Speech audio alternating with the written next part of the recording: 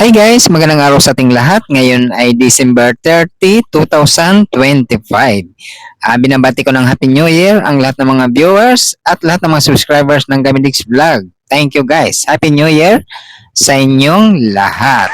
Ngayon ay tuturo sa inyo kung paano repakin itong Gami Candy para sa mga nagbabalak na magnegosyo ng mga kutkuting ngayong 2026. Ito guys, panoorin niyo itong video hanggang matapos para makakuha kayo ng mga idea or mga techniques ng pagre-repack kung paano malaki ang ating tubo or kita. Guys, kung mga bagon pa lang kayo, bibili muna kayo ng paisa 1 kilo para masubok ninyo kung alin ang magiging mabilis sa inyong mga lugar. Ngayon guys, ang presyo nitong Gummy Shark ngayong December 30, 2025, 108 pesos guys ang 1 kilo. Ang 2.5 kilograms naman ay 270 pesos presyong Divisoria, Manila. Ang gagamitin nating plastic dito guys, dalawa, isang 3x5 at saka 5x7. Itong unang repack natin guys, pang 20 pesos ang gagamitin nating plastic dito, 5x7. Yan. 18 piraso na Gummy Shark pang 20 pesos guys. Ang pagkatapos naman nito, mamaya gagawa tayo ng pang 5 piso naman. Ito guys, kaya gagamit lang kayo ng plastic gloves guys para mabilis natin may repack. Ayan. Ganun lang ang pagre-repack natin para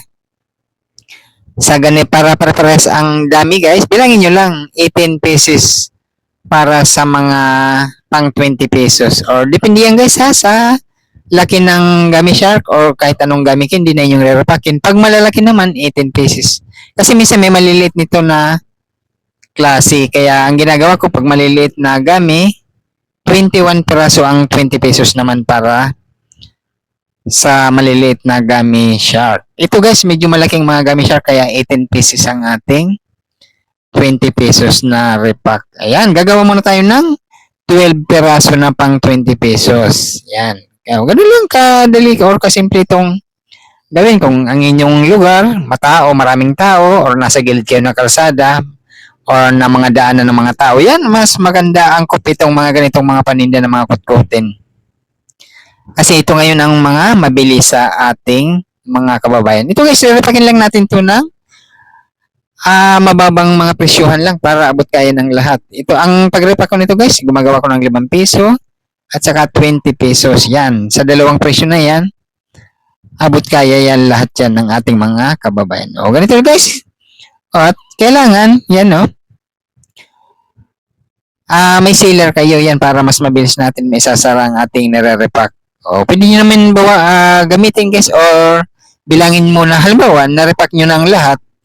Na-repack nyo ang 20 pesos, na-repack nyo ang pang 5 piso. Bilangin nyo lahat kung ilan ang aabutin niya sa lahat ng nirepack nyo para alam nyo kung magkano ang inyong tutubuin. Pero dito sa ating video guys ngayon, malalaman nyo kung magkano ang ating tubo dito or kita dito sa isang, yung nirepack ko guys, 2 kilot kalahati yan. Ang halaga niyan ay 270 pesos dito sa Divisoria, Manila. Yan. Kung mga bago lang tayo, nagsusubok pa lang tayo, bili mo na kayo ng pesa 1 kilo lang para masubok ninyo kung anong magiging mabilis sa inyong mga lugar. Ito ang pag-display naman nito guys. Kung may mga bintana kayo dyan, mas maganda. Huwag nyo lagyan ng screen. Hayaan nyo na open lang ating pisto para kitang-kita sa labas ng ating mga kababayan or mga customer natin. Yan. Ito guys, itong pang 20 pesos, sinasabit ko lang to sa alamre. Mamaya makikita ninyo kung paano ko to sinasabit sa alamre at saka pag sinabit natin sa bintana na walang screen, mas maganda. Magiging ganito na ang ating pwesto yan, no? Open lang ang ating pwesto, kaya mabilis mabili yan ng ating mga kababayan. Ganun lang dali ito gawin guys. Ang puhunan naman dito kahit mag-umpisa lang kayo muna sa pakunti-kunti lang muna at magmamultiply din yan. Di ba? Ayun na guys, ito naman ang susunod nating repack. Tapos na tayo sa pang 20 pesos. Pang 5 piso naman. Ang gagamitin nating plastic dito, 3x5. Yan, yung makapal na plastic yan na yung clear na plastic or malinaw na plastic yan. O, 4 na piraso lang ating pang 5 piso. Ang ganyang presyo guys, sa 4 na piraso pang 5 piso yan. Saktuhan lang yan. Kayang-kaya yan ng ating mga kababayan. Hindi na sila lugi dyan. At saka, pares lang ng ating ganun din tayo, kikita na rin tayo dyan guys. Di ba? Ang mga ganyang presyo na pang 5 piso ay abot kaya ng lahat. Ayan na guys, yan Ngayong halimbawa, mas maganda guys sana kung itong December guys, nakapag-umpisa kayo ng pagtitinda ng mga kutkutin mo. Mabili ito ngayon kasi maraming mga pera, mga bata, kahit ang mga matatanda guys, bumibili ng mga ganitong mga kutkutin, mga gamikindi, mga fish crackers, mga money, sampalok, yan. Yan ang ating mga panindang mabili sa ating mga kababayan. Yan. Itong bagong taon guys na 2026, baka gusto naghanap kayo ng mga pagkakakitaan to. Pwede rin itong mga kutkutin ng mga paninda, mabili ito. Kasi nabibili lang naman natin to sa mga palengke, kung saan tayong lugar guys. Kung andito kayo sa Metro Manila, pwede rin kayo pumunta ng Divisoria Manila kasi andun lahat ng mas mababang mga presyohan ng mga paninda na pwede natin pagkakitaan. Yan di ba? Lalo na itong mga kutkutin guys, mabili kasi ang ating mga kababayan, mahilig mag-kutkut or sa pag mga tambay tayo or nasa mga bahay lang tayo, nanonood tayo ng mga TV, yan. Yan ang ating mga ginagawa, magngat-ngat ng mga kutkutin dyan. O kahit anong mga kutkutin, mga fish crackers, mga gamikindi, mga mani, mga dilis. Yan ang ating hilig tayong mga Pinoy. Kaya, sa pagninegosyo guys, maganda ito kasi malaki ang tubo dito sa mga ganitong nire-repack na mga gamikindi. Okay, kung magtitinda kayo guys ng mga gamikindi, halo-haloin nyo na yung lahat. Iba't ibang klaseng mga gamikindi, mga mani, dilis, pop beans, fish crackers, mga kropik, yan ang ating mga panindang gustong-gusto ng ating mga kababayan. At saka malaki ang tubo guys ng mga ganitong mga paninda. Ayan guys, bago ninyo i-sell guys bago ninyo i-seller or i-sell, bilangin nyo muna ang lahat ng nirepack ninyo kung magkanong aabutin. Tapos, bago ninyo i-sell, para alam nyo na kung babawasan nyo o dadagdagan nyo or depende sa presyo na gusto nyo. Yan ang maganda para dito sa ating pagre-repack ng mga kutkutin. Okay guys, ito ang ating tips para sa ating mga kababayan na gustong magnegosyo ngayong bagong taon na 2026. Ito, pwede rin kayong kumita dito sa mga kutkutin guys. Ito, kahit nagtatrabaho kayo, pwede nyong gawin ng mga ganitong pagtitinda ng mga kutkutin. Kahit nagtatrabaho, alok nyo sa inyong mga kaibigan, kababayan, mga katrabaho. Yan, mabili ang mga ganitong mga kutkutin guys. Ito, ako, dito na kami nabubuhay sa ganitong mga pagtitinda ng mga ganitong mga kutkutin. Nasa 12 years na ako nagtitinda nito. Ito ang aming ikabubuhay, di ba? Nasa bahay lang tayo, hawak natin ang ating oras. Kahit anong oras tayo mag-repack, o magbukas, magtinda, o nasa sa atin na yun. At least, sisikap tayo na magkumita dito sa mga pagtitinda ng mga iba't ibang klaseng mga kutkutin. O, di ba? Ganun lang kadali to guys. Kung kumikita ka naman dito kaysa mamasahe ka pa or malayo pang iyong trabaho, dito nasa bahay ka.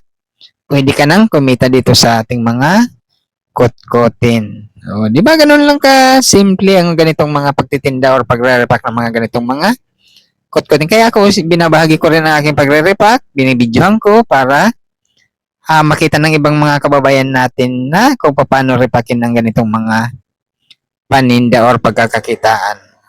Di ba? Ganun lang kadali guys itong pagre-repack ng ganitong gamikindi. Ayan, para sa mga kababayan natin, walang ginagawa sa bahay o patambay-tambay ka lang. Kung mayroon ka naman puhunan dyan na konti, umpisahan mo pagtitinda ng ganitong mga kutkutin. O ano pa, nakatambay ka na, kumikita ka pa, o di ba? Ganun lang kadali ang pwede tayong kumita dito sa mga pagtitinda ng mga kutkutin. O, ganun. Ito guys ha, itong mga tips natin, pwede nyong i-share, o pwede nyo kayong mag-like, kung gusto nyo, pwede naman kayo mag-subscribe, kung magustuhan nyo lang guys. At saka ito, binabahagi lang natin to para sa mga gusto magtinda ng mga ganitong mga paninda or mga kotkotin. O, di ba? O kahit sa mga bata nga, pwedeng magtinda ng mga ganito. Alam mo, nag-aaral ka. O kung meron kang puhunan dyan, o bili ka ng mga ganitong mga paninda, repakin mo, ialok mo sa inyong mga kaklase sa school. O di ba? Nag-aaral ka na, kumikita ka pa. Ito guys, bibilangin na natin kung magkano ang ating tutubuin dito sa nirepak nating 2 kilot kalahati. Isang bag ito guys, kasi ang aking binibili, tagi-isang bag ng bawat klase guys. O depende, may bumibili ako ng 2 bag sa isang klase ng halimbawa, dolphin, bumibili ako ng 2 bag. Pag tinimbang yun, 5 kilo yun sa 2 bag. Kasi ang timbang nito, 2.5 kilograms or 2 kilot kalahati. Ayan, binibilang natin guys para malaman ninyo kung magkano ang tutubuin natin sa 2 kilot kalahati nating nirepak. O para may idea kayo. Alam mo, gusto yung bumili ng isang bag ng Gummy candy para alam nyo kung magkano tutubuin ninyo. O, ano? O, ayan na guys, oh. O, ang puhunan lang natin dito ay 270 pesos. O, magkano nga abutin? Ayan, 680. 710 guys. Ang pag nabinta natin tapos minus 270 puhunan, may 440 tayong kita dito sa isang bag or 2 kilot kalahati guys. O, ang nirepak natin guys na 20 pesos kanina, yung nauna nating nirepak ito na, oh, sinasabit natin sa alamre lang. Yan, oh, ganun lang, kadali. Para mas madali mabinta guys, mas maganda kung open lang inyong mga bintana. O, isabit ninyo. Para kitang-kita sa labas ng ating mga kabayan. Huwag nyo lalagyan ng screen kung kaya nyo naman bantayan. O, yan. O, di ba? Depende sa haba ng alamre guys na yung pagsasabitan. At isabit nyo yan, o kitang-kita, o nakaganyan. O, kung marami kayong ginawang ganyan, isabit nyo. O, ito naman ang pang 5 piso guys natin. Paglalagyan. Yan, karton lang yan ng cake. Yung mga cake na binibili natin pag may mga birthday tayo. O, tabasin nyo. Hayaan nyo na mas mahaba lang para mas marami ang may lalagay natin. O, ganun din ang ating gagawin guys. Stapler natin sa magkabilang gilid para maganda tingnan, maraming may lagay. At tatandaan nyo guys importante ang karton na to, huwag nyong ipapaputol or ipapapunit. Kasi maraming beses natin yan sasabitan ng paninda. Yan yung karton yan guys huwag nyong ipapapunit or ipapaputol sa mga customer na. Kasi ang ibang customer gusto nila puputulin. O huwag nyong hayaan guys na putulin yan. Kasi ang gagawin nyo, pag may mga nabilhan na, tanggalin nyo lang yung mga stapler dyan, yung staple ng stapler. Tapos, yun, sabit na naman kayo uli. Lagyan nyo kung sa alin ang bakante, dyan sa karton na yun, lagyan nyo ng mga nirepack ninyong gamit hindi man yan, anong klaseng mga kot-kotin. Di ba? Ganun lang ka-simple yan. Ganun din ito ang gagawin natin. Isasabit lang din naman natin yan ng magkadikit-dikit. Pagka sinabi niyo na magkadikit-dikit guys, magiging ganito ng kanyang hitsura. Ayun na, di ba? Maganda tingnan, magkatabi-tabi na nagkadikit-dikit ang ating mga nirepack. Yan na ang ating ginawang tutorial or tips para sa mga pagre-repack ng Gummy Shark Candy. Yan. Di ba? Tapos na. Pagsasabit na lang. Tingnan nyo lang kung paano natin in-stapler ang ating nirepack para kayo din ay ganyan din yung gagawin. Ayan na. Tapos na ang ating nirepack. Guys, nagpapasalamat tayo sa lahat ng mga subscribers at lahat ng mga viewers ng Gabin's Vlog. Thank you guys. Kung magustuhan nyo ganitong klaseng video, pwede nyo i-like, i-share, or i-subscribe. Importante dito, gawin nyo rin ang pagtitinda para lahat tayo ay kumita. Binabati ko ang lahat ng mga subscribers ng Happy New Year 2026. Thank you guys. Bye. Di ba?